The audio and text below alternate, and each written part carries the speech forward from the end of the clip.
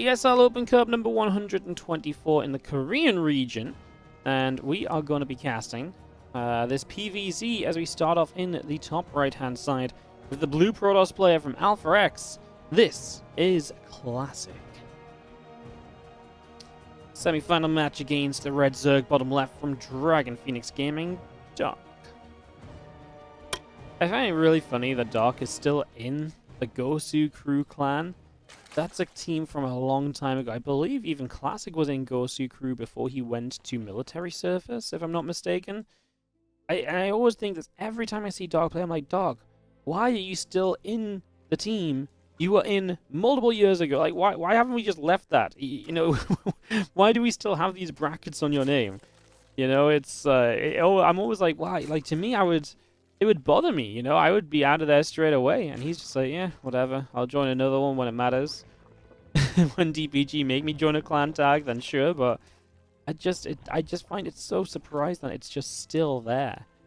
I'm shocked by it, honestly. I am shocked by it. Probe and drone dancing a little bit in at the main base. I don't have the hit bars on properly, so let me just fix that. And I'll get this underway. Odd way to start us off. Classic always has some dangerous, fun, funky builds. Expecting him to be fairly entertaining to watch in this best of 3. Of course, Dark doesn't always play the most standard of styles either. He can be very aggressive, deadly, and can definitely pack a punch. So when you put those two together, to me that screams, hey, this is going to be a fun-ass time. Let's see if that does turn out to be the case. Again, if this does end up on YouTube, I am looking to try and get some YouTube matches casted today, then do consider hitting the sub and like button. You guys know the drill. Helps us out a whole bunch. We can beat the algorithm. We can force more people to watch StarCraft if we just interact with StarCraft videos enough. So make sure you do so whenever you get the chance. Otherwise, yeah, we wait for this PVZ to develop into something a little bit crazy. Or just a little bit standard. It's going to be a Stargate opening from Classic back across the map. Maybe he was proud of being a part of them, where other wanted to stay in a clan name of Old Grayness. I mean, maybe. But it's such a random team. They popped up. He was part of the, like, they popped up, picked up a bunch of Koreans for like a year or so, and that was just it. It was, I'm trying to remember, I feel like there was more of a story to it, but actually, thinking back now, I'm blanking a little bit as to if there was more of a story on Gosu Crew or not, actually. Alright, well, Stalker's on the way up. Orb Gate's coming through. I'm just going to be having this Adept shading forward here from Classic, coming through to try and put some pressure on, of course, as you so typically expect to see in these early stages. So, kind of see a little bit of that. Meanwhile, this Overlord is just getting hit and forced up to the high ground, so that will be dealt with. And yeah, we're on our way to the first Oracle. So, Oracle on the way. Stalker currently derping Howard as the Overlord got to high ground, and the Stalker's like, wait, why can't I see you? Why are you so high up? So our Stalker can't see up there, and hence nothing happens with it. Oracle pops, and we wait to see just where Classic takes this, because obviously there's so many ways to open with Oracles nowadays. Triple Oracle is very popular at the moment. Double Oracle into just tech and, you know, Temple Archives and stuff, and Robo. There's been a few different ways to play. Obviously, we've already seen a second Oracle, so this isn't just a one Oracle into tech. So we can confirm that at least from the very get-go. But yeah, it's it has been this kind of matchup, and where you've actually seen a lot more variety than we used to see. We used to be kind of bored of this matchup. We used to be like, oh god, you know, what's going to be happening this time? It's like answers like absolutely nothing for the next 10 minutes. But yeah, we've seen a lot more variety, and even if it is a lot of Stargates first, it's different off those Stargates. This is going to be triple Oracle. And of course, we've seen a lot of that +1 Blink play as well. That ground army has become very popular in PvZ as this Link counterattack is going to get an Adept. Oracles are currently turning around. Second and third Adept will fall. Oh dear, Classic. This is going to go very badly wrong very quickly. Those Adepts just never really had the proper choking that they probably needed. And now these Lings are making a very good go of that Nexus. The Oracle comes in, picking away at some of those Lings. Wow. Gotta say that's a pretty good first attack from Dark, and now all these Oracles are back at home. Classic didn't deactivate this Oracle, it's still active, wasting its energy. Maybe, in a way, maybe just saying, well, if you come back in very soon, it's worth me still having this active. Here come the Lings in the game, but the Oracles are still here, but of course you don't want to leave all these Oracles here. we prefer to have some oracles on the map harassing. So this is something that Dark has forced. And now we're going to go Nidus Network. Is this oracle going to see it? He comes to the front. Deflected. Oh, man. Well, there is at least vision in the main base. There shouldn't be a corner in which this Nidus should get up without being seen, at least. So Classic will have some attempt, at least, to respond to this. Unless we just Nidus low ground first and then try and flood. I'd be surprised if we Nidus low ground to begin with, though, because we are playing a Ling Queen Nidus. So low ground Nidus doesn't make a lot of sense. This Nidus works. Bring the Queens out to the third base. Lings are hitting the Stalker on the natural, and there's just not a lot of army supply here from Classic. And his Oracles are now in the bottom left-hand corner, so they aren't where they want to be. And Lings are in the natural. Oracles are going to recall home. That was a necessity. And these Queens are going to attack in from the left-hand side, so in they go. And this is just getting worse and worse. Here come the Oracles, at least to maybe save the day, but if the Lings just run off to the Queens will be able to provide very good support against these Oracles. And that's where the Oracles can't really clean up the Lings, and that's when the Lings have too good of a time, and that's when the Lings just get into a GG winning position. See you later. Nidus is now up in the main phase because the Oracle had to defend the Lings on the front. Couldn't deny the Nidus in the main. And with Nidus after Nidus coming up, creep spread continues to push forward. That's why he builds the second Nidus, I believe, to push some creep further up here. And obviously maybe just a second Nidus just in case one gets targeted down, cancels the warp in, and now the gates are unpowered. Yeah, this isn't pretty at all. Classic is dead, and the triple Oracle here. It just all went wrong when you lose those first few Adepts, and then obviously Dark's following up aggressively, but you lose the first few Adepts, and yeah, it just feels like everything was kind of falling apart from there on out, so GG's, and it is going to be Dark to win game number 1. Right-hand side, we do have the blue Protoss player. This is Classic, and he is down a game after Nidus things happened to him in game number 1, and unfortunately he came out worse for wear of it. Bottom left hand side, we do have the red Zerg. It is going to be Dark.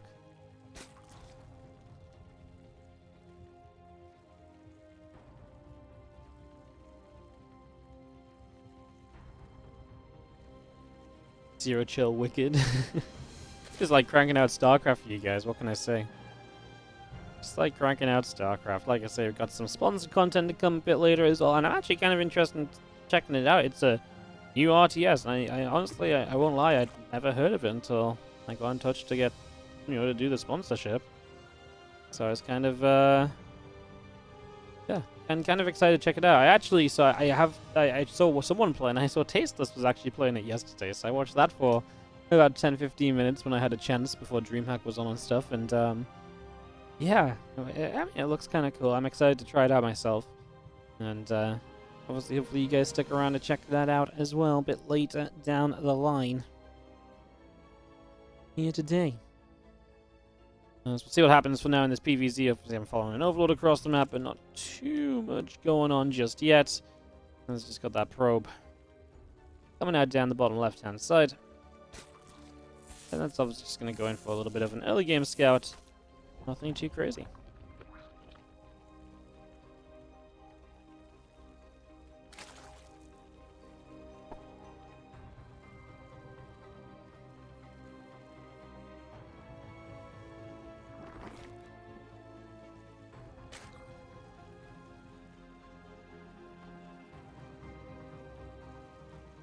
The main question becomes, is Dark going to be hyper-aggressive again? Are we going to see something akin to a Nidus a second time around? Or are we going to really heavily change up the plan here? And do something very different? I don't really know. I mean, Dark isn't this player just say, if he sees an opportunity, if he sees a chance to just go in for a kill, he will go in and he will kill you. He is not the kind of player to mess around in that regard. He is a feisty boy. And everybody that plays against Dark knows that as well, right? Like, that is not a surprise. That's something that everybody is aware of.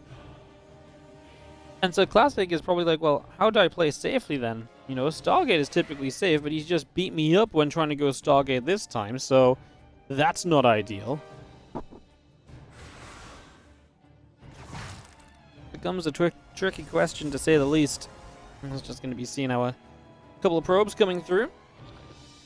Warp Gate is coming in. Oracle is on its way up as well. So all of this being brought through at the moment. I'm just going to see that Stalker still pinging away at Novi. For just a few moments as well. So doing a reasonable job of all that. I'm just going to be having these few lings making their way to the upper right-hand side of the map. Try and see where they can get to. So Oracle is going to be finishing up. Again, Warp Gate's about halfway done. And just going to be seeing these few lings. Going to come around. They're going to grab a little surround on this Stalker. So Stalker gets surrounded. Now killed off. And the Oracle just tapping away. And a couple of those lings there again, just getting a little bit of damage dealt. As I do see the lings and the queens continuing to produce.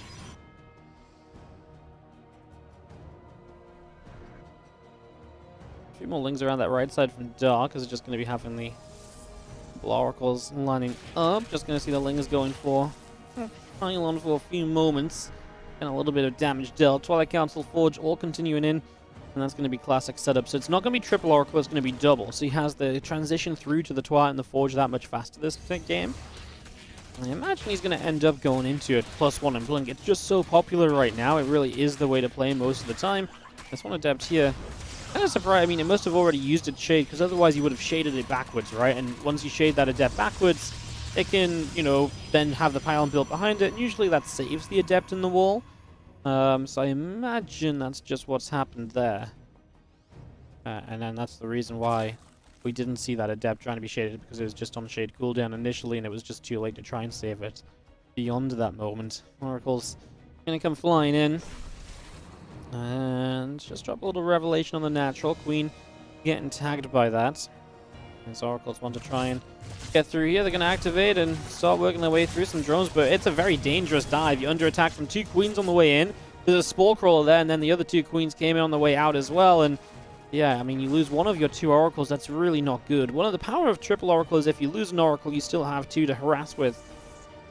And now you've only got 1. You might need that for defense as well, so maybe it has to come home. That means you're missing scouting information. You can't quite pick up on everything your opponent is doing. It's really bad to lose the oracle. It is rough, I would say. I mean, only thing worse would obviously be losing 2 of them. But yeah, and it's not like he even got that much damage done. He's killed 4 drones this game off the oracles, right? It's not like he's like, oh, well, I lost the oracle, but I killed 10 drones, and Dark's economy is severely hamstringed for the mid-game. No, not at all. 4 drones is nothing. I mean, yeah, it has an impact. Would have been nice for Dark to lose none at all, but it just wasn't that critical damage that you're looking for in that situation. And, well, yeah, now what? I mean, extra gates coming through. +1, Blink, all continuing to build. Just going to be seeing the Roaches, little melee upgrade, Roach speed, all producing also. All of that continues out as these feelings wanted to run into that mineral line. Will not quite get the chance.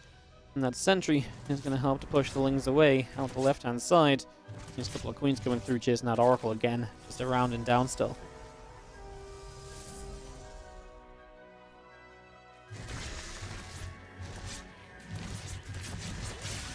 That was a bit of indecision there. I feel like we could have actually killed the oracle, no? If the queens had just targeted it, it was stuck attack making the stasis. Changed target to the stasis kind of late, and the stasis went off for 2 drones and the queen, so the oracle actually gets to live too. That was, yeah, like I say, maybe a moment of indecision from Dark, who usually I would say is a very decisive player as well, is usually very aware of how he likes to play, of how he wants to play. It's like, I'm genuinely a little bit surprised that just went down like that, if I'm going to be honest with you. As you'll see these lings continuing through, just picking off a little bit of creep spread on the oracle. I mean, doing what you can. Here comes the push with +1 and Blink from Classic. He's got +2 in charge on the way up. This is mostly a force unit push. Trade a little bit because you've got force fields and Blink Stalkers, so you can get away easily. You know, you're not super committed in here. You can back away from this and be done with it if you want to be or need to be. So that's completely fine, as a couple gates will come down on the far right-hand side of the map as well. So just getting that set up. And that will start up very shortly as we just keep pushing through. Like I said, these units don't have to go down if you don't want them to. Okay, an Overlord drone is not going to be able to build the hatchery there.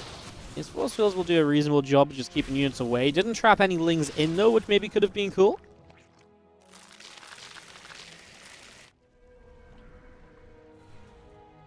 So a lot of units up the left side from Dark spreading around. Just going to be seeing our Stalkers coming up.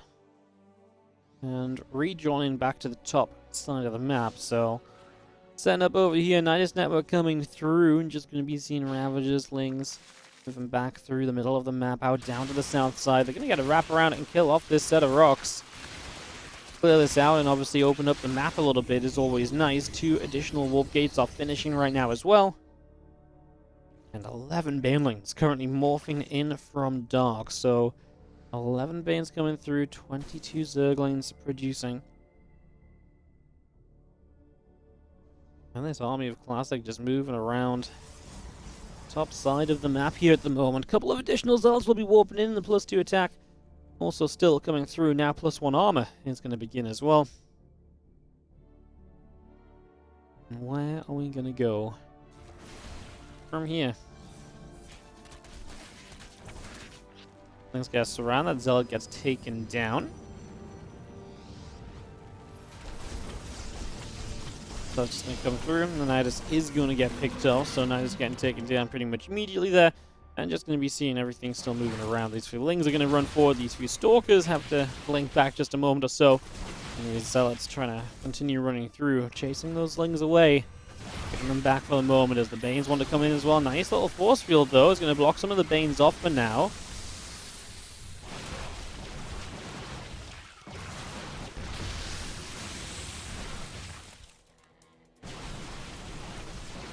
Well, I'm actually going to get rid of this base on the bottom side. Classic dual pushing. I mean, it's not often you see a split push in PvZ. Usually like a Zealot run by one way and then, you know, the army the other way. But I mean, not quite like this. Banes just eliminate the entire mineral line on the far right, though. Classic has blinked forward on the far left, but he's going to get surrounded by Lings here. These Zealots need to step up. He does have a huge round of Zealots coming through. Is that going to be enough? That Spine's been chipping away at his army throughout this. And now all of the Ravagers are here, and Classic is looking to be a little bit overwhelmed. The split push action, honestly, for Mono 2 seemed very cool, seemed very hopeful, but I think he overcommitted on the top side, and losing the probes back at home. Again, 10 probes go down, so that's 26 over the last 2 Baneling attacks. Those attacks slow Classic down massively. His economy is not what it wants to be rebuilding, and even more Banes look as though they are going to break into this top side mineral line now. And this probably is just going to be a GG in the making, I think you say, as Lings running into the right side base yet again, and Dark is just non-stop. Absolutely non-stop. Zealots continue to fight the Lings. This Baneling runs through. That's going to blow up a couple of these probes. And it's going to be seeing the Zealots, the Stalkers, all coming back through as well. Just going to be having this Nidus in the main base just to add insult to injury potentially, but Classic at least is on top of it to turn that one down. Remove that from the equation. And here come the rest of these Banes just rolling up its right-hand side. And, well, there's a cannon that will get blown up. Stalkers blinking back. Extra Lings trying to look around. And these few Roaches coming up. Banes as well. Ravagers. Everything just looking to crash into this fourth base, sorry. Again, Banes is crashing through. Zealots are dying. This, my friends, is what you would probably call a GG. As... yes, not to be anticlimactic, just sometimes the game is just over, and this is very much so one of those moments. Dark 2-0 over Classic in what is the semi-finals of the ESL Open Cup Korea, number 124.